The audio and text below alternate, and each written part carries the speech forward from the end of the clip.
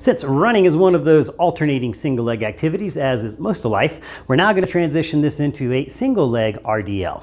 So all the rules for your RDL apply. Move through your hips. If your hips aren't moving backwards, you should not be moving. Range of motion is going to be the same. Everything's the same, other than we're doing it on one foot. So we're going to start with, I would just refer to this as a bilateral symmetrical load. We have an end of the band in each hand.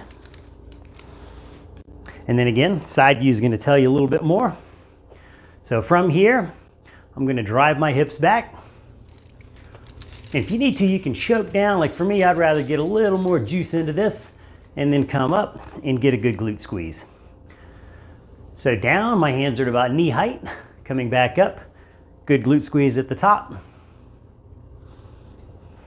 And one thing to keep an eye on, I normally cue it as keep your belly button pointing towards your foot that's on the floor. The tendency for most people is to come out and I just call it spinning out. So they're shifting their center of gravity over their foot. What I want you to do is maintain a nice square hip position, belly button pointing straight ahead,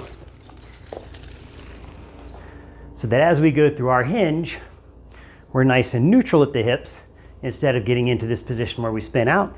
And again, going down to knee height and not any further. So make sure you're moving through the hip. You can do the same, pull all 5 toes, since we're doing one foot, all 5 toes up to get a good hinge. Every time you come up to the top, good glute squeeze, make sure you're getting that glute in there.